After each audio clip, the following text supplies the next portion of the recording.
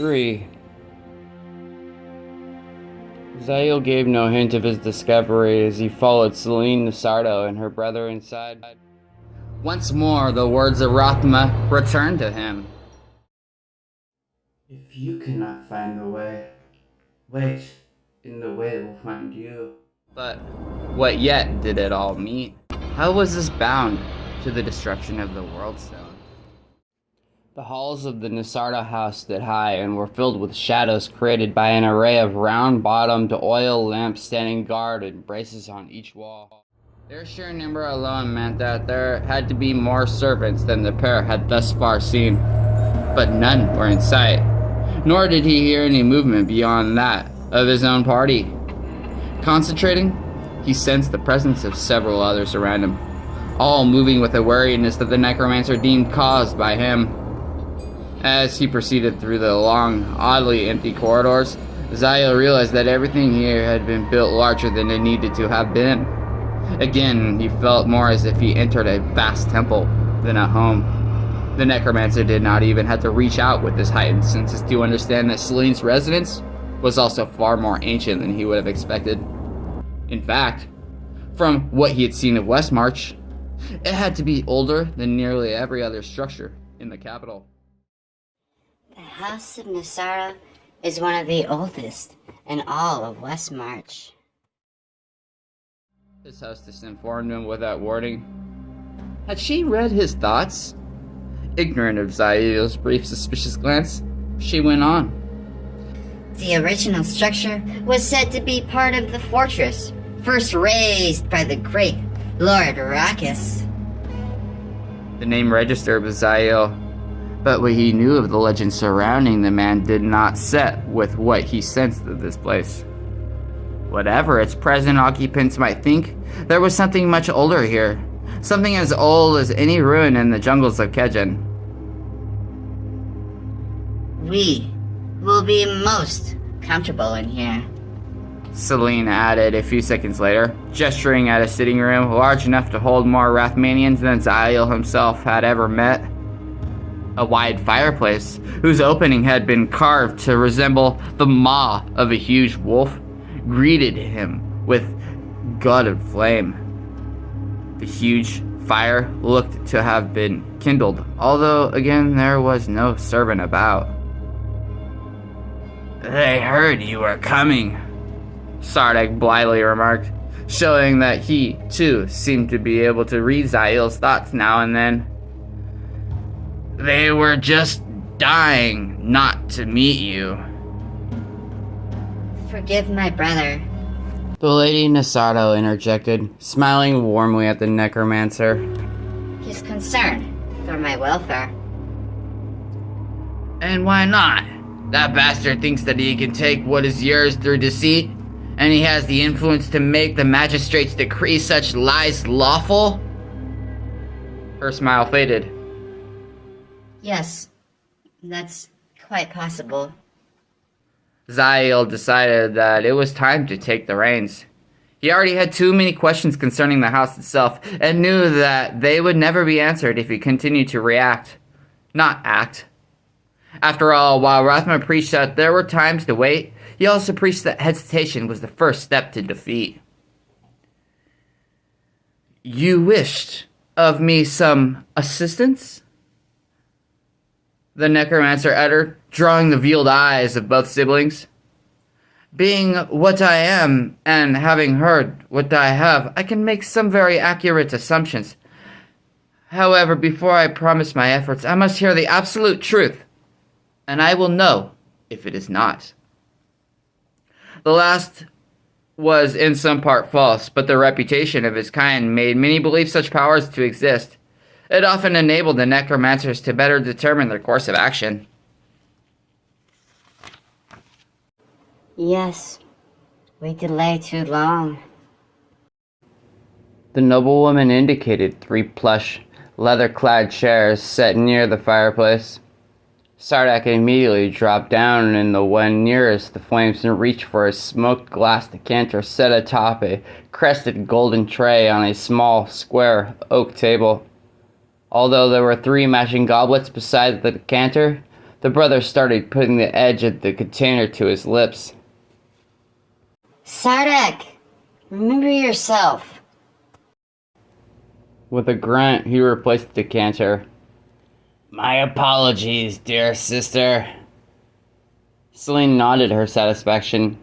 She moved to see herself.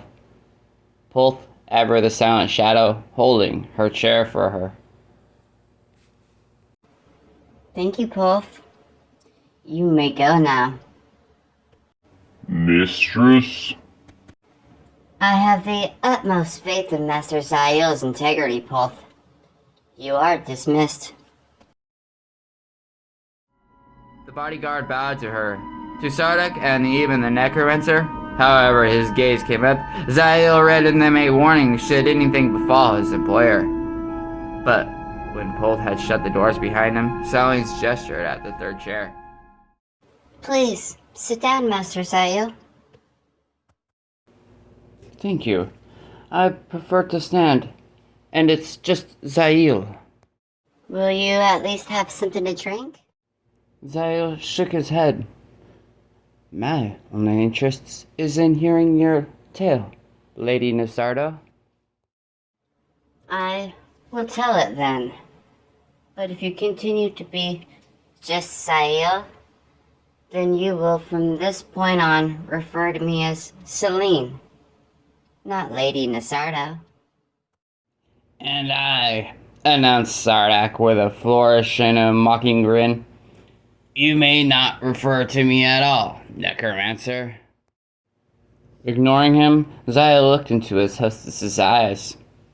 They were of a startling green, one that reminded him of the lush plants of the jungles. They had a strength to them.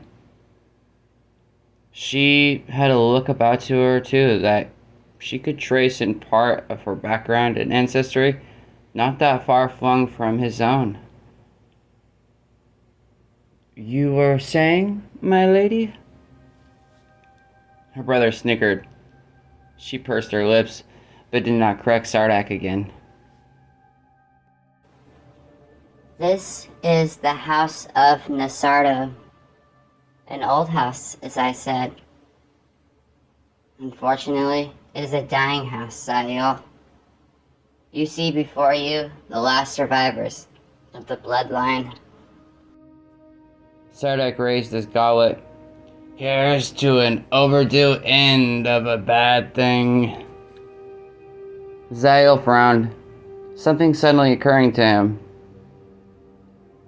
You are the Lady Nasardo, but your husband was also... His name is Rioradan. My third cousin, once removed, but bearing the same surname, yes. A necessary match by our parents. We had never met, and it combined what remained of the Nasardo finances, making them stronger. Celine shook her head.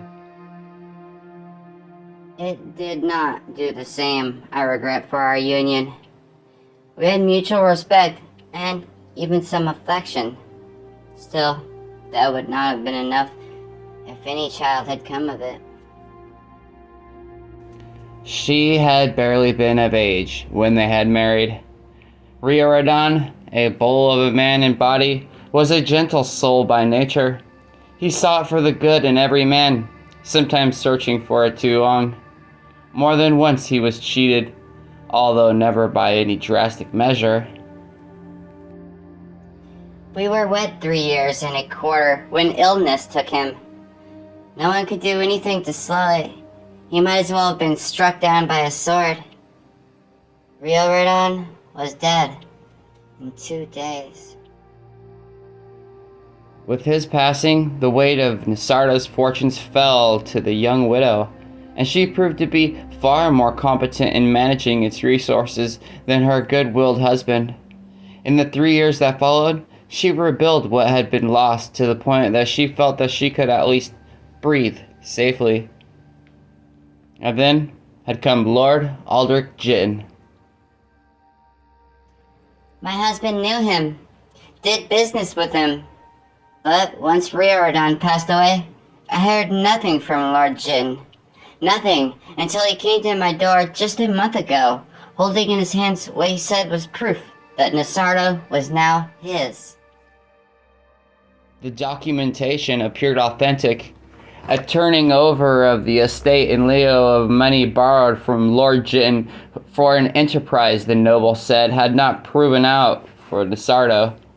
Celine had recognized her husband's signature and seal, but the scope of what he had promised the other noble stunned her. She could not believe Riordan that naive. In reply to her demand as why he had waited 3 years to bring this dire news to her, Lord Jin had spoken pretty words about giving the widow time to grieve, but Celine had sensed that there was something more to it. Unfortunately, she could not read him as she could others. At this point in her story, the Lady Nasardo took the goblet her brother suddenly proffered her. Her expression had grown more strained since she'd first begun the tale, but in her Zael noted no guile. Thus far, what he'd heard appeared to be the truth. "How long have you known of your gift?" he asked the moment Celine finished sipping. She did not try to avert the subject this time. Her steady gaze meeting his, Celine nodded, answering. It began to manifest when I reached adulthood. I've kept it quelled much of the time since. It's not considered a comely trait for a woman in my station. It is unschooled, then. She nodded. Yes, although some aspects of it I understand better than others. The necromancer recalled how she had come to his aid. In the coach, you sensed what happened to me. You knew I was under attack, and by something involving this house. Yes. I've never seen it act against anyone, though, or else I wouldn't have risked bringing you. I almost demanded that you leave for your own sake. Which I would have refused at that point. I do not like leaving such mysteries unanswered.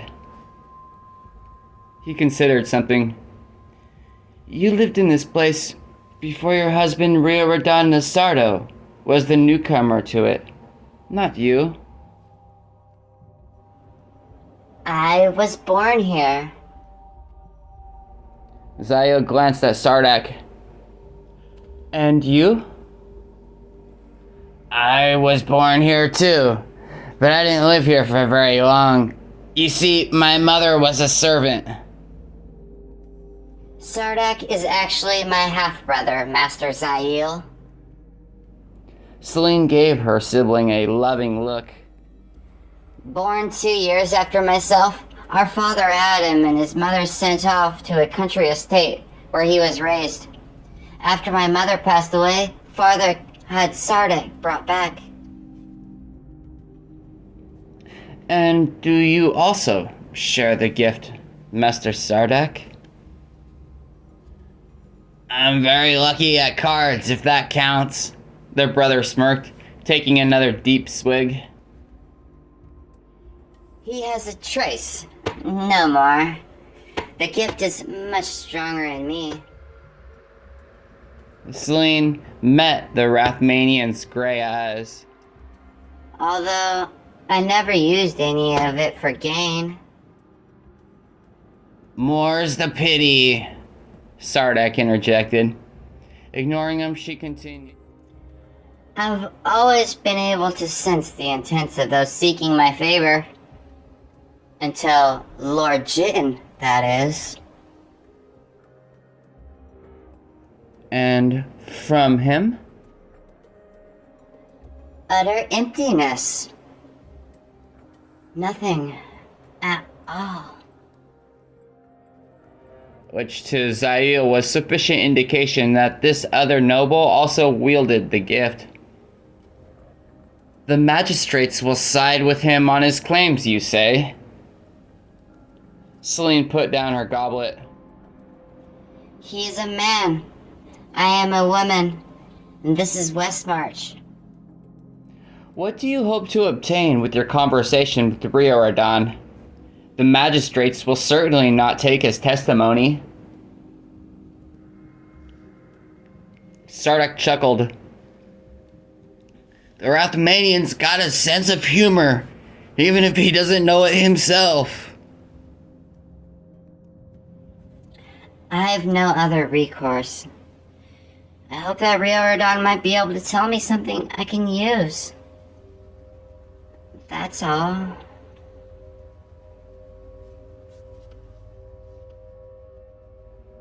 The necromancer frowned. You were waiting for me in the Black Ram. Me, in particular? Not you. She murmured, gazing down at the floor. I waited for something.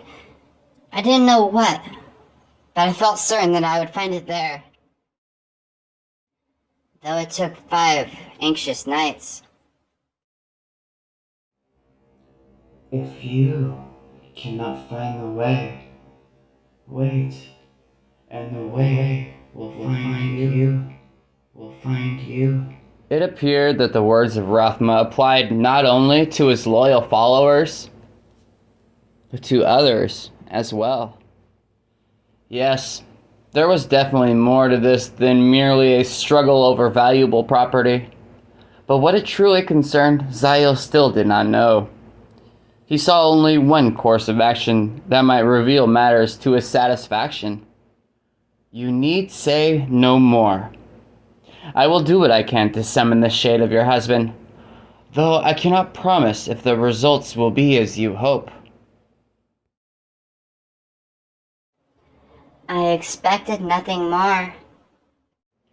She was a pragmatic person, something that the necromancer could appreciate. Zael considered all the factors involved in what he had to do and added, with the rising of the moon tomorrow eve, we can begin. Tomorrow? Sardak did not look at all pleased, which came as no surprise to Zael. Why not get it over tonight? Because it must be tomorrow night. The Rathmanian returned, gray eyes boring into the nobles. Sardak slunk back into his chair. Celine Nisardo rose. Then you'll be our guest. Until then, Master Zael.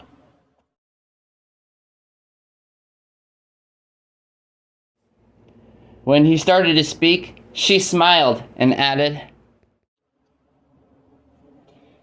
I'll show you where you can sleep. Sardak, please don't drift off by the fire. Never fear, sister dear. Once burnt, twice shy. If you'll follow me, Master Zael. Striding gracefully across the room, Lady Nisardo opened the door.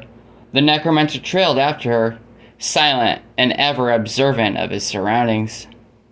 In the corridor, Celine reached up to one of the oil lamps. Only then did Zael see that each was removable. In addition, a rounded handle hidden on the backside enabled the noblewoman to carry the lamp with ease. Thank you for doing this, she whispered. Her eyes glittered in the light of the lamp. I can promise you nothing, Zael replied, suddenly a bit uncomfortable. Which is more than I had before. Celine remarked, turning and leading the way. Which is much more than I had before.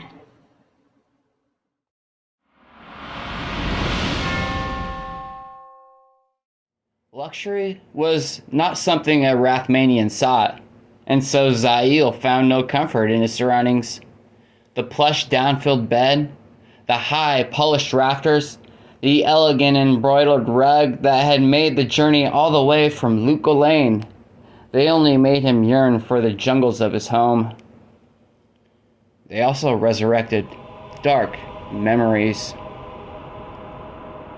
The last time he'd been offered such opulence, it'd been in a far eastern kingdom called Ure.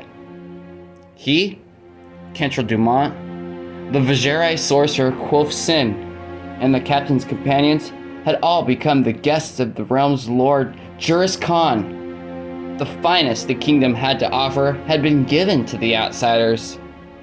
There had been only one problem. Ure had proven to be a kingdom of the damned, a place once cast into the realm of hell, whose inhabitants had returned to the mortal plane as soul-sucking monsters. All of those there, only he and Captain Dumont had survived. Zail clutched his gloved right hand. Barely survived. "I'm assuming from the silence that we're alone," came the voice from the pouch. "And if we're not, then damn it all anyway, lad, I want out." "Be patient, Humbart." The necromancer untied the pouch from his belt and brought it over to the table beside the bed. Undoing the string atop, he reached in and removed the contents. The empty eye sockets of the skull seemed to glare reprovingly at him. "About time," echoed a rough voice emanating from somewhere within the fleshless cranium. The skull lacked any jawbone and missed several teeth. There were cracks here and there too, all the results of the fate that had befallen the owner. "Well, isn't this a pleasant place?" Humbart Wessel had been a treasure hunter, much like Captain Dumont and his men.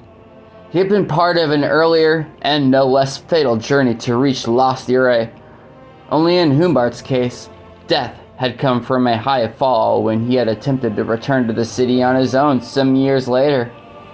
A young Zail, avidly studying the lore concerning Ure, had come across the remains and had animated the skull in search of answers.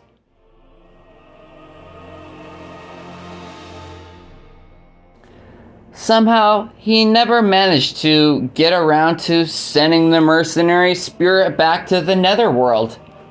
Not that Humbart appeared to be in any hurry. They had traveled much together, and despite the skull's earthly tendencies and outspoken attitude, Humbart had more than once proven the difference between Zail's own life and death. That included Ure, especially. The Wrathmanian set the skull square on the table, giving its owner the best view possible. Despite having no eyes, Humbart saw. He could also hear, smell, and of course speak. At times the spirit grumbled that he would have traded all of these for the ability to eat and engage in mortal pleasures. But for the most part, he seemed satisfied just to exist. "Such a pleasant place," the skull repeated. "Like the curtains." "So, tell me, is the grand lady of the house as elegant as this, and as pretty a thing as her voice makes her sound?" "The matter is hardly of our concern." Somehow the remains managed to snort. "Spoken like one of Rathma's own. How is it that you lot have managed to survive the ages with such a lack of romantic notions?" As he had so often, Zail let that gibe too pass. Instead, he stepped to the huge rug and sat down. Crossing his legs, he pushed back his hood and stared at the wall before him. "Zail, lad! There's a lush, sweet bed right there for the enjoyment. For my sake, use it. How often do we get a chance for such as—" "Hush, Humbart. You know that is not my way." The skull grumbled, then made no other sound. Rothmanians generally did not sleep much. They sank into a form of a trance that enabled their bodies to get the rest they needed while their senses continued to explore and expand upon their abilities. It was a necessity, the necromancers ever needing to hone their skills in their effort to protect the balance. Zael stared at a point on the wall, but his eyes no longer saw it. Almost immediately, the room faded into the background, replaced by a grayish haze. It was his intention to discover more about the House of Nasardo, especially what its earliest history entailed. The malevolent force that had nearly struck him down in the coach was somehow bound in part to this location. But why? One by one, Zael peeled away the shields he had built to protect his mind from the earlier assault. Each step was a cautious one, for eagerness would only lead to disaster. But instead of the malevolent force against which had earlier fought, the necromancer discovered something else. A faint but definite presence. It permeated the walls, the floors, the very timbers of the House of Nasardo. He probed deeper and deeper and found layers to this presence. It was everywhere, existing as the edifice itself did, a part of it as much as any nail or bit of stone. A gasp escaped his still body when at last he recognized it for what it was. A collective of souls. Their numbers were legion. Zael had never come across so many in one place, not even in the oldest cemeteries or burial chambers of the East. More astounding, the souls before him existed in a semi-conscious state, unaware of their deaths, but also unaware of the mortal world. He felt them reliving their lives over and over, like actors in a play without end. They did not mingle, yet coexisted so intimately that the necromancer knew that they drew from one another. Fascinated, Zael observed a few. A woman clad in a voluminous ball gown covered in glittering jewels spoke gaily with the open air. Near her, a grim countenanced swordman of middle years swung his blade desperately at what seemed to be 3 or 4 foes. 2 toddlers, twins, played with one another. Their faces were marked with pox, a clear sign of the reason for their earlier departure from the mortal plane.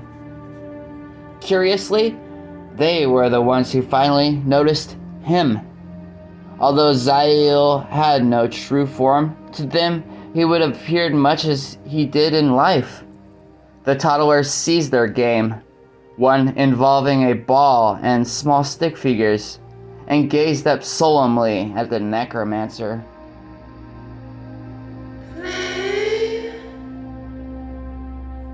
The one with the ball finally said to him, the mouth remaining still.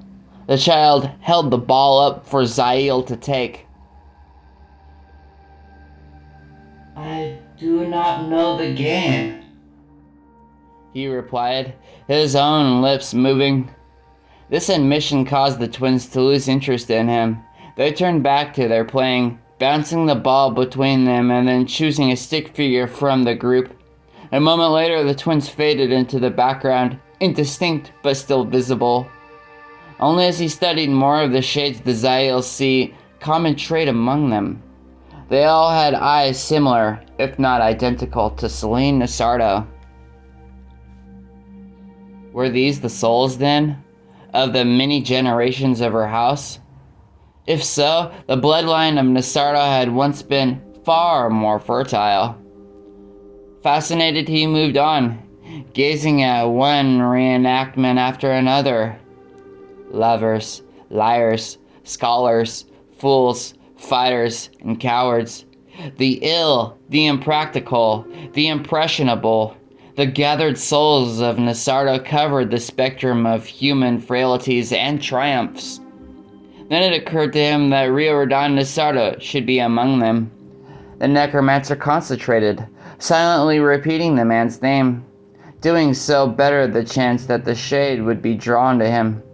It seemed possible that Zael might be able to elicit not only the answers Celine needed, but also a few of those he desired.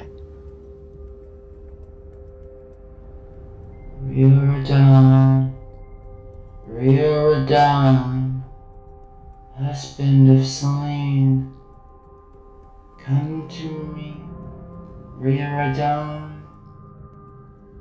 Of all the souls here, Riordan had been the most recent addition and therefore the easiest to call. The pull to the mortal plane was strongest at the moment of death and weakest as years went on. Summoning a shade from centuries past required far more effort than summoning one but weeks gone from life. Of course, from what Zael had witnessed here so far, those rules meant nothing to the shades of Nasardo. Many of those the Rothmanian had so far studied had been dead hundreds of years, yet they seemed as freshly passed on as the most recent lord. And where was Riordan? Zael still could not sense that particular soul anywhere. He of all those here should have reacted to the necromancer's presence. Instead, some of the other specters began to notice the stranger in their midst. The woman in the extravagant gown paused to stare, her lip trembling. The swordsman staggered, shaking his hand and clutching several suddenly bloody wounds. His eyes locked upon Zael with a mixture of denial and rage. A pair of lovers, their haunted faces revealing the telltale sign of poisoning on their lips, clutched one another in sudden fright. And then the dead began a horrific transformation. Their skin quickly shriveled and decayed, crumbling off their bodies in great pieces. Rich garments blackened and tattered. Frightened eyes sank into fleshless skulls. Zael had intruded too deep. The shades were beginning to understand their deaths. They were seeing that what they truly now was nothing more than a facade, that their true selves were moldering away in crypts, graves, or earth, or worse. The necromancer immediately retreated. As he did, he felt the sensation of despair, fear, and anger that had arisen all around him begin to subside. Just as Zael had hoped by his leaving the dead alone, they had reacted like the twins, losing interest in the intrusion and slipping back into their perpetual activities. As the misty realm faded away, Zael took one last look to verify his suspicions. The necromancer caught a fleeting glimpse of the woman in the gown. Once more she was the focus of an invisible ball, resplendent in her costume and obviously being chatted up by the gentlemen admirers. The cadaverous corpse of a moment before was gone, and there was no sign that she recalled his intrusion at all. Relief coursed through Zael as he drifted back to his body. He had come very close to upsetting something core to the secrets of House Nasardo. He could have caused a catastrophe to the balance. There was a particular reason why those of the bloodline returned here after death, one that he was determined to unveil. More and more the Rothmanian saw that his encounter with Selene had not come about completely by chance, and certainly had to do with more than contacting the spirit of her husband. And for that matter, where was Riordan Nasardo? Why had he not answered a call that few dead souls could deny?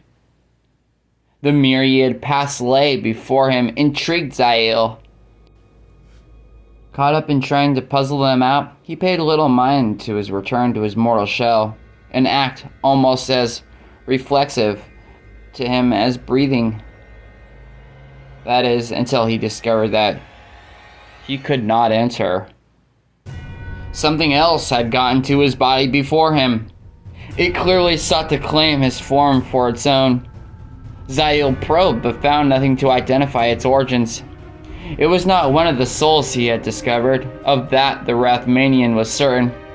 Curiously, he sensed some familiarity with it, but exactly what that meant escaped the necromancer. Then, all that concerned Zael was claiming what was rightfully his. Whatever intruder it was that usurped his body, it lacked the natural ties that Zael had. A Rathmanian knew how to strengthen those bonds, even in precarious situations like this. To understand death as they did, necromancers also had to understand life, and so Zael knew well what kept a soul attached to its body. He focused his will on those ties, strengthening them, using them to their utmost. Whether or not the intruder chose to leave, Zael intended to enter. What felt like a solid wall briefly obstructed his way, but it could not deny the strength of which bound the Rathmanian to his mortal form. Zael pushed, slowly but inexorably making his way, and as he bit by bit re-entered his body, he began to become aware of his surroundings. The first thing Zael noticed was that Humbart was screaming. The skull's voice rang loudly throughout the room, and no doubt a good portion of the building. "Drop it, damn you, lad! What's gone into you? Drop it, I say!" As his mortal senses took over, the Rathmanian felt tension fill his body. He realized that he was standing, and that his arms were stretched before him. In his left hand, Zael's bone dagger was turned toward his chest. The only thing that had prevented it from being driven in was his gloved right hand, which held the other wrist in a death grip. The two limbs struggled with such violence that the necromancer's body shook. "Listen to me, Zael, lad," the skull continued. "Wake up! This isn't you!" Someone pounded on the door. Zael heard Celine's voice, but what she said he could not understand. The necromancer focused his will on forcing the left hand to drop the dagger. At first it resisted, but then one finger curled open, followed by another. Without warning, Zael recovered full use of his rebellious hand. The rest of his fingers opened and the dagger dropped onto the rug. At the same moment, the insidious invader within vanished. Gasping, Zael dropped to one knee, his right hand still clutching the other wrist. "Zael! You're awake! Praise be!" Although unable to answer, the necromancer was by no means inactive. His mind swept the vicinity, seeking any trace of his unseen foe. Yet despite a thorough search, Zael discovered only one thing amiss. Celine Nasardo stood next to him. Zael knew very well that he had bolted the door, the better not to be disturbed while in a trance. He has also lain 3 subtle spells around the entrance, ensuring that no one would enter without his permission. But the noblewoman had done just that, which spoke volumes about her gift. Zael! Celine gasped, taking him by the shoulders. What happened here? She had not witnessed the struggle, Zael realized. All Celine likely knew was that there had been a commotion, and that somehow the necromancer had been injured. The Rathmanian decided it was best for her not to know the full truth, at least for now. My own fault. I was attempting some study of the forces inundating the building and overextended myself. I was foolish. Overextended himself? Blurted Humbart. That was... Quiet, Humbart. But I only... Humbart. Celine gasped. Who said that? Her gaze fixed on the skull. It came from you? Zael finally ignored them both, instead taking up the dagger with his right hand. He stared at it, thinking, whatever had sought his body had desired his death and had chosen his dagger, an integral part of the Rathmanian calling as the tool. Coincidence? Perhaps. But there was something about the entire incident that made Zael suspect that the thing knew much concerning the necromancer. Too much. The followers of Rathma kept their ways and methods, most secret from outsiders. What had he stumbled upon?